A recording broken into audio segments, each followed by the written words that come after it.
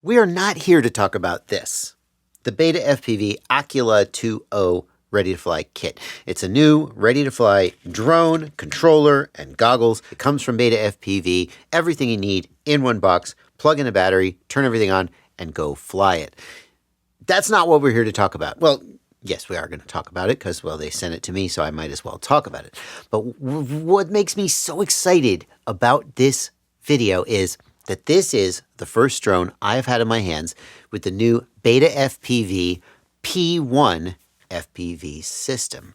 It's so weird that after years and years and years of no digital FPV systems whatsoever, and then finally DJI came out with one digital FPV system, and then we had HD0 and Walksnail, and it seemed like that was it. That's all you're going to get. Now, suddenly, in 2026, we have the Caddx FPV Protos and the BetaFPV P1. And if you said to me that Caddx FPV made a new video system, well, they already made Walksnail, so sure, they did it once, they could do it again. But BetaFPV, like, don't get me wrong, they make okay drones, but making a brand new digital FPV system, that's hard. How did BetaFPV do it? What's similar and different about the Caddx FPV system, the BetaFPV system? What does it mean for the future of other new systems that we might see? And most fundamentally, and the thing I am so excited to learn about in this video, is how good does this system actually perform, especially compared to what else we have out there and the Caddx FPV Protos. I'm Joshua Bardwell, and you're going to learn something today.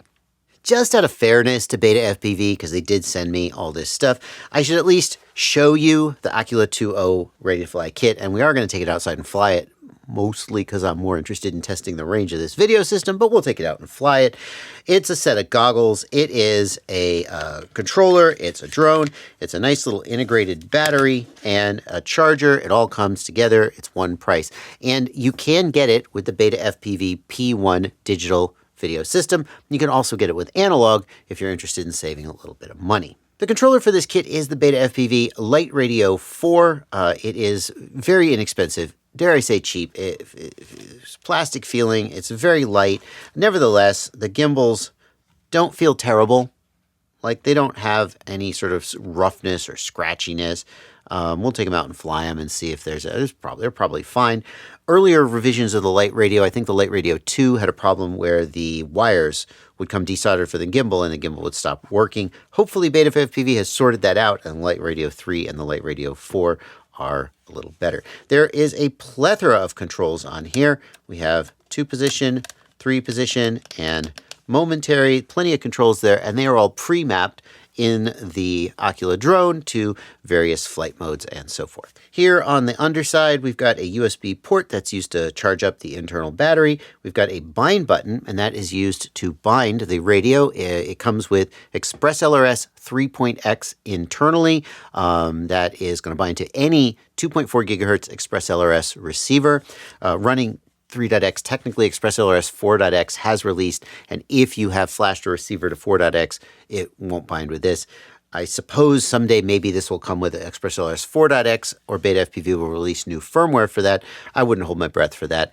The good news is that basically all controllers today come with ExpressLRS 3.x, so compatibility is not an issue. The controller has no screen or menus, but it can be configured by plugging it into the computer and running the BetaFPV Configurator app. This is an app that you get from BetaFPV's website, and it performs basic, and I do mean basic, configuration of the controller. There are almost no options for programmability or configurability.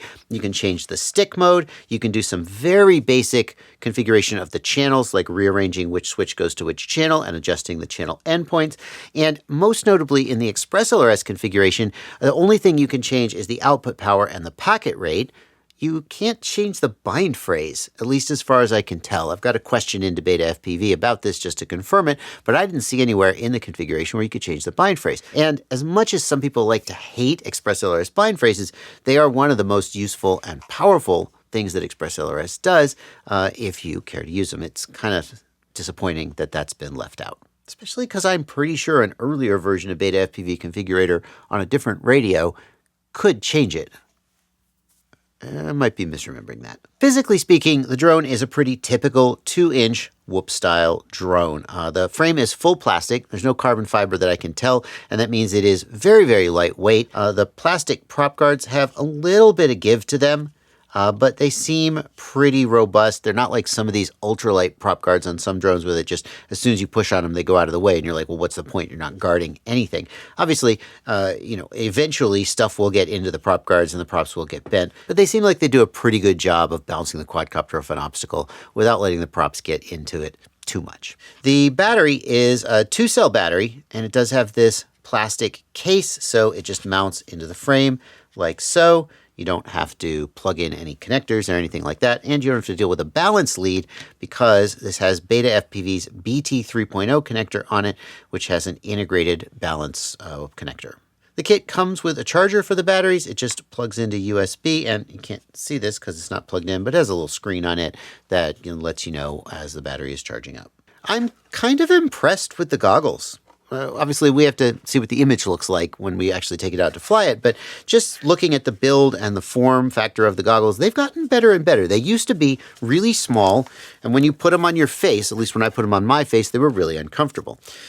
My glasses fit easily inside these goggles, and when I put them on, I'll just put this over, they are comfortable on my face. We got most of the pressure up here on the forehead, no pressure on the nose, plenty of light leak down here. That's kind of, just is what it is. Let me adjust the top strap just a little more to let that hang down. We can adjust the angle. They're completely comfortable. They come with this battery pack, and inside the battery pack are 2 18650 cells. My kit came with these 18650 cells. Sometimes manufacturers send me batteries, but they don't actually ship to customers with batteries because shipping batteries is a little bit more complicated. So I'm not 100% sure whether your kit will come with these or not. They do look like BetaFPV cells. They're just kind of no name. They are rated 2600 milliamp hours, which is okay, but not spectacular for 18650. And you could always buy another set of 18650s if you wanted longer flight time out of them. You could also just have spare 18650s. It's really easy to pop this out and change it in the field. The battery pack has a built-in charger, so you just plug in USB-C and it charges it up. And it has a power button, just like, there we go. Yeah, just like DJI. Short press, long press to turn it on. Although I did notice that when I pressed it one time, they did power up until it just powered up for 1 second and then timed out. So maybe that's not the best. And just looking at the idle screen for the goggles, I can get these adjusted so I can pretty much see the whole screen. It's a good looking screen. This is a solid set of goggles. For the price, they're solid. Is the analog version just as good? I don't know. I've only got this. I kind of want to see the analog. BetaFPV, send me the analog version of these goggles so I can try them out. Because if at the right price, these could be a decent beginner analog goggle. I want to disassemble the goggles so I can let you see the screen. Ha!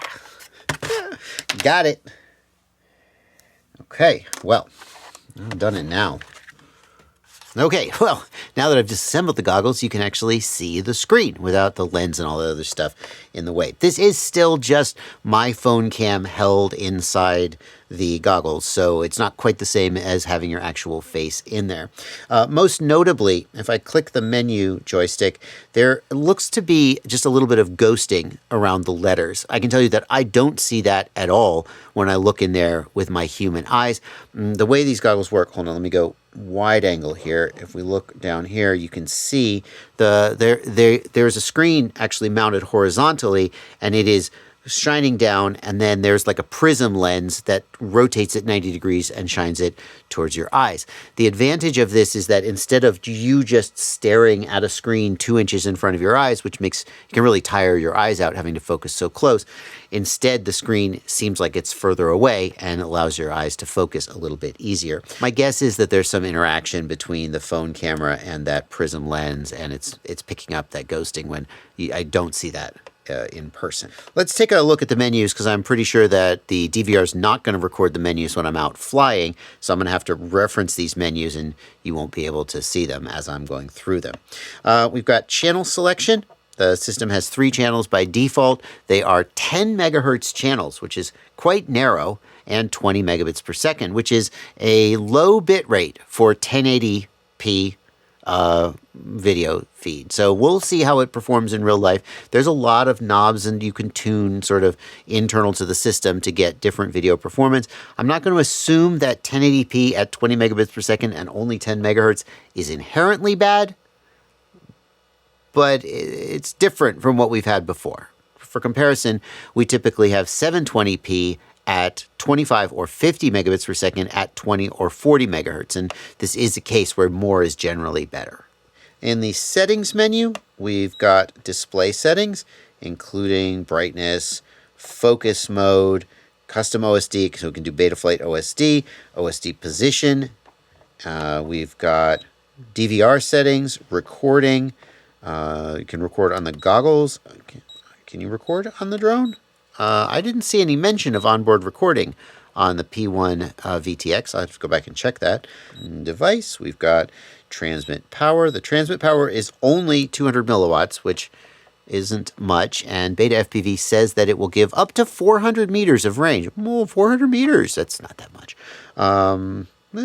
Let's see how it performs in real life. Bitrate, 8, 16, 24. Aha! Well, that's way more than 10 megabits per second. We're going to fly it on 8 megabits per second because that's how they delivered it, but obviously we're going to turn it up as well. Standard, race, oh, low latency race mode? Shut up, there's a lot here. Okay, camera settings. I see camera settings are down at the bottom. We've got manual exposure, white balance, all that stuff. That's pretty nice. We can also change the ratio from 69 to 4:3. There's a lot here to play with. I'm really impressed. And then finally, we've got system, which is where you do firmware upgrade, device info, and factory reset the goggles. This is fairly mature. Well, we got to talk about the artisan system, but let's get to the meat of it, and we'll go out and fly. Before we see how this guy flies and how the new P1 video system performs, there are a couple gotchas I need to make you aware of that completely screwed me over the first time that I flew this. Yeah, we're re-recording this. And I guess it's a good thing because it means I have had a lot more time to play with this drone and give you a more informed opinion about it. But here are the two gotchas. The first is that the batteries have this on-off button. They're kind of like a DJI battery in that the battery itself turns on and off. That's fine. You plug it into the drone, you press once and then hold it, and it turns on. Yeah, great. Except the battery doesn't automatically charge when you plug it into the charger. So you plug it into the charger, and the charger just sits there. Well, this charger isn't plugged in, but the charger just sits there doing nothing because the battery is internally disconnected. It's not like a DJI battery where as soon as you plug it in, it starts charging. When you go to charge, you have to turn the battery on, and then the battery will open up the connections and, oh, look at there. See, now it's showing the battery voltage now that the battery is on. This is a battery checker in addition to a battery charger. So what I did before I flew this the very first time was I plugged these batteries into the charger. It just sort of sat there and I was like, I don't know, I guess it's charging. And then the next day I went and flew them and I was so excited to fly the thing, I didn't notice that the batteries weren't fully charged. And I was like, gosh, the flight time is terrible. But you'll never see that footage. The other thing you need to know is that this drone has a safety feature built in, and like most safety features, it's a giant pain in the butt. The safety feature is that if the battery hits 3.5 volts per cell, 7.0 volts, the quad will drop out of the sky with no warning. I guess you're saving the battery, but you're potentially losing the drone. I don't like that at all. Even for beginners, show me low voltage, show me land now, but by God, let me kill the battery if that's what I decide needs to happen in order to, like, not lose my drone. If there was a way to turn this off, I gotta ask BetaFPV if there's a way to turn this off. I asked them, why is my drone dropping out of the air? And they told me I would turn that off if there was a way to turn that off. That's just silly. First thing I wanna show you is if I've got this in normal flight mode, it is like the original Aquila 1.6, where it has position hold and altitude hold. If I center the throttle, it just holds altitude. If I raise the throttle, that's full throttle up. That's full throttle down. It is, and there's full stick forward. It's got slow. Here's full yaw left. It's a super beginner flight mode where it flies kind of like a DJI. It's not bad. The position hold is, okay, it's drifting a little because we're getting some wind, but I may have gotten too high above the ground as well. Let's see, come on, there you go. There's position hold, right? Even though it's windy, we're doing pretty freaking good. It's not bad. It really isn't. If we put it in fast mode, here's full stick forward, and just as soon as I center the stick, boom, position hold. This is based on a optical flow sensor. I could see a camera lens and a downward facing. I'm guessing it's a sonar. It doesn't have GPS as far as I know. So if you get far enough above the ground, it will not work. And I'm not sure exactly what that height is. But anyway, that's fine. We'll put it in manual mode so I can fly it like I expect. And we'll do what I really want, which is to test out the video system. And I gotta say, it looks good. It looks good. I mean, just looking in the goggles, it looks pretty good. Like, this is believably 1080. It's reading 16 megabits per second, so I don't know what to say about that. It held, let's say we fly behind this building again. Green signal bars, 16 megabits per second. And here we go. 11 megabits per second, 6 megabits per second. I'm pretty impressed with how smooth that stayed, even though the bit rate was dropping. Like, I've flown walk snail at 1 watt behind this house and gotten worse results than that. That may be a little bit of an exaggeration. We fly up here. Let's see, we'll go behind the house. So now the house is between me and the drone. It's getting, latency feels okay. Oh, okay, branch came out of nowhere. I was about to say, latency feels okay. Like, I'm obviously not doing anything super challenging, but, you know, I didn't feel like I was getting super delay while I was trying to go slowly through there. And I guess you could say that the video sort of broke down, but clearly we dropped something because that branch just came out of nowhere. Let me go retrieve the drone and we'll keep going. I'm glad that happened because I've had this a couple times. Drone's still powered up, still alive, still arming. That's how I found it. But the image is frozen in the goggles. So I don't know if it's the voltage sag from the motors surging on the hit, but that's kind of a big deal. If you're going to crash and lose video, and that might be a reason you lose the drone or something, that's kind of bad. So there, it's going to come back. Yeah, now it's back. Okay, so yeah, I don't know what. Maybe if I power cycled the goggles, it would have come back. I don't know. I should try that. I don't know why I haven't tried that yet. Let's try that again. Oh, no, it didn't shut down. It was still arming. It was just the video system froze up. Let's go through there again and let's look carefully at what happens as the bitrate gets low. I don't feel it getting stuttery at all. And I don't see any of the smearing like walk snail does. Like, it looks like smoke in the image, and it creates all this motion, walk snail does, where it looks like things are moving in your video when they're not. It gets blurry, right? You gotta, you know, something's gonna happen. It gets blurry, but the motion is smooth and predictable. Maybe a little too predictable because that branch came out of nowhere. I didn't feel like video was as bad as it obviously was. I'm overall pretty impressed with the image quality given where I am. Like, going behind the house like this, it's hanging in there. I mean, obviously DJI would be crushing it back here, but overall this is, you know, enjoyable to fly. Enjoyable to fly. And now it's dead. It won't arm. Yeah. And the video is frozen up again. It says no signal. Okay, so we went below 7 volts and the drone shut down and I have to just go retrieve it. That sucks. I can't even spin the motors or turtle mode in order to find it. Well, I think the motors do spin. I don't know. I gotta go find it. BetaFPV advertises the flight time on these batteries is about 10 minutes of sedate flying. I don't know what my exact flight time was there. I'll ask Fabio, my editor, to go back and look at the footage and put on screen how long I was actually in the air. But feels like that 10 minutes of sedate flying, just based on my gut check, was about right. And I want to do a little bit of a range check. I usually do that just by flying down the road here.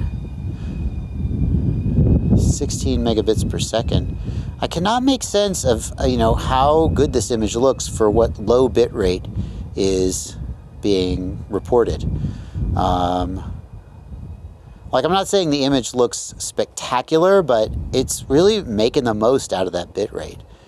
And given that the output power is supposed to be 200 milliwatts, we're holding in here at 6 megabits per second. And like this is okay. I should like start moving a little. There we go. Now it's breaking up. Now it's getting kind of blurry. Honestly, 3 megabits per second, I'm going to lose it. Like, I have to lose it soon, right?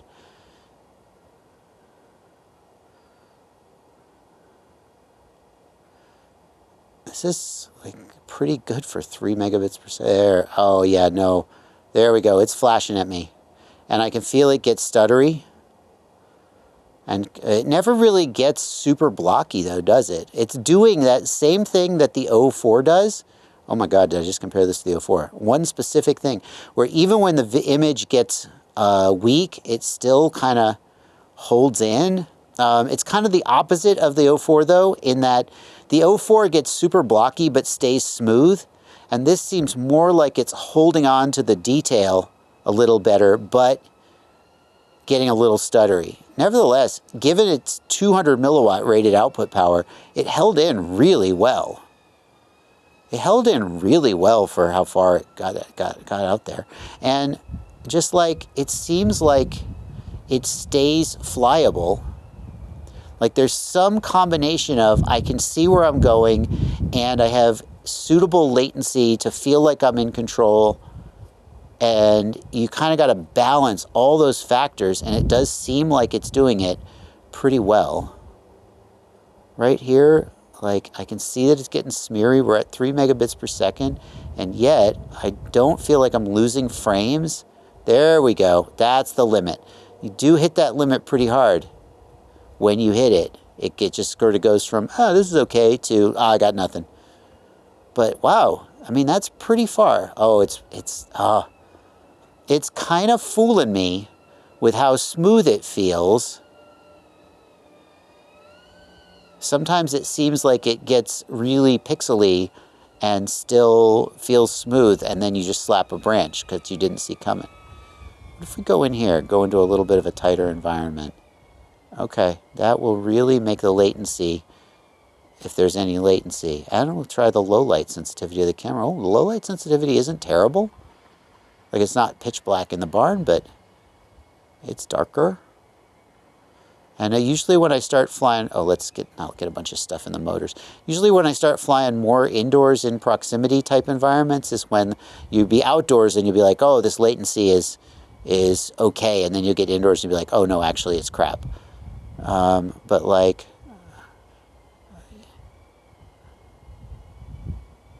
again, it can tell it's not the best ever, but it's surprisingly adequate, I guess is what I would say. That's going to be my title for this video. Surprisingly adequate. Right? This is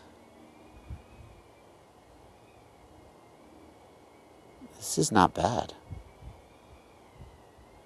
Like, that I can do this. Like, I'm obviously not like tiny whooping it up, but like, oh, okay, get out of there, get out of there. Oh, it's shut down. That's so annoying. BetaFPV, you can't do that. You gotta let me turn it off. So this time the video system did keep working, but the drone won't let me rearm because the battery, I don't know, it just did something it didn't like. The battery's not even that low. I don't know. Let's see. There's a bitrate setting. It's set to 8 megabits per second. I kind of don't understand what I'm seeing because I'm seeing higher bitrate than that.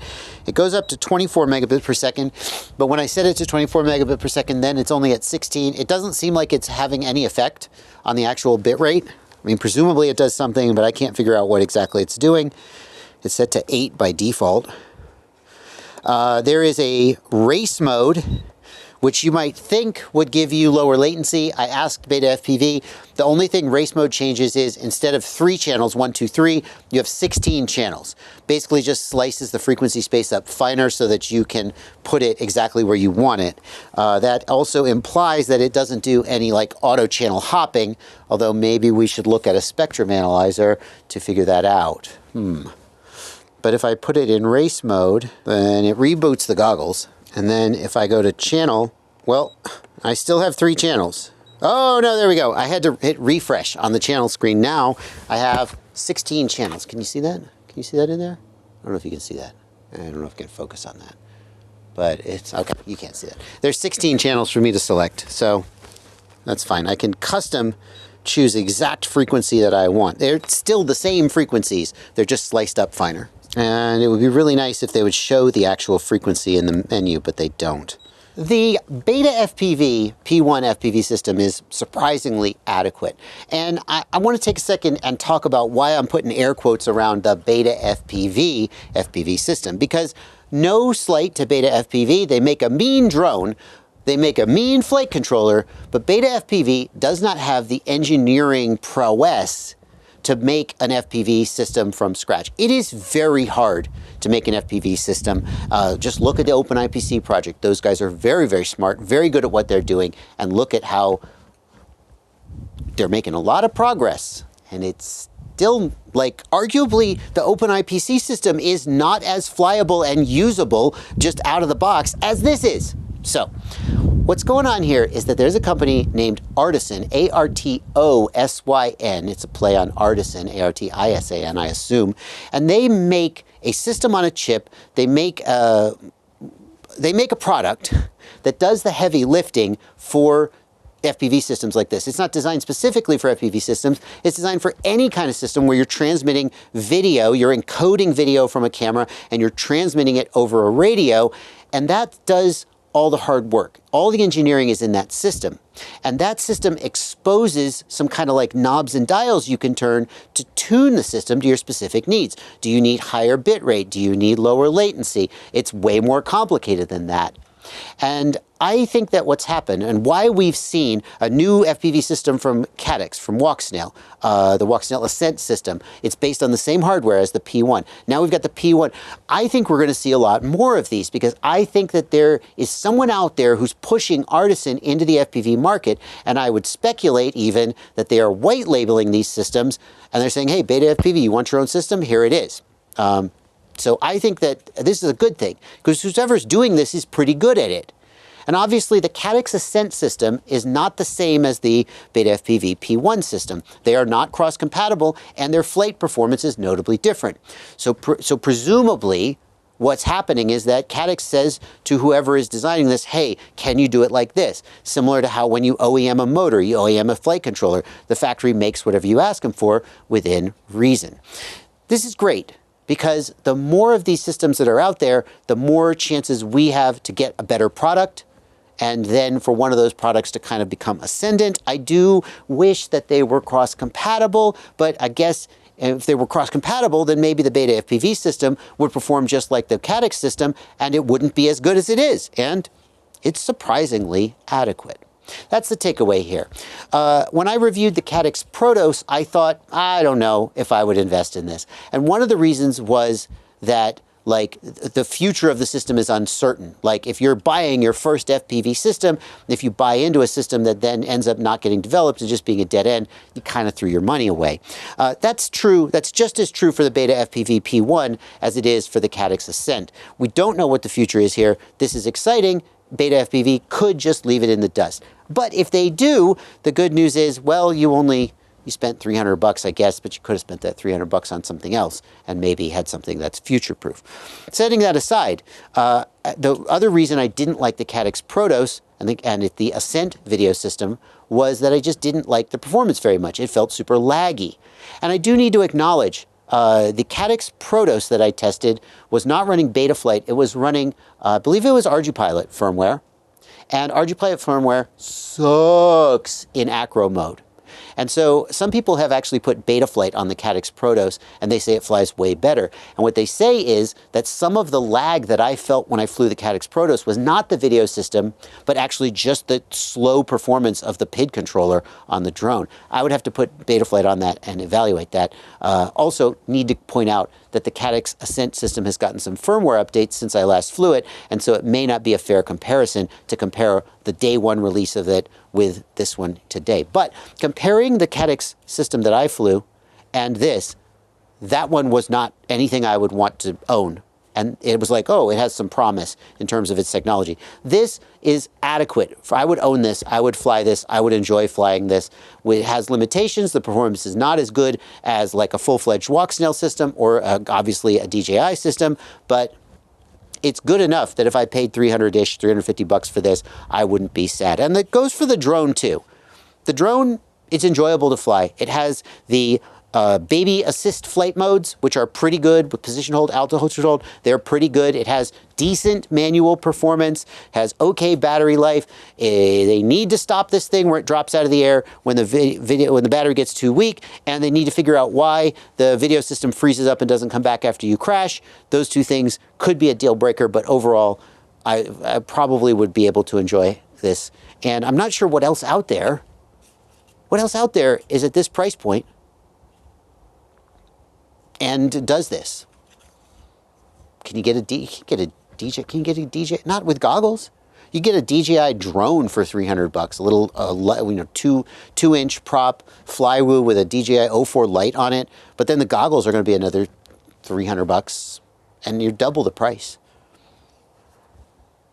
Okay, well, you probably want to watch that video where I reviewed the Caddx system, the Caddx Protos, with the Walk Snail Ascent video system, bearing in mind that that was a V1 product and there have been improvements and updates since. Bearing that in mind, I'm going to put a card on screen. You can go check that out. I think it's worth seeing what else is being done with this same hardware. I'll see you there.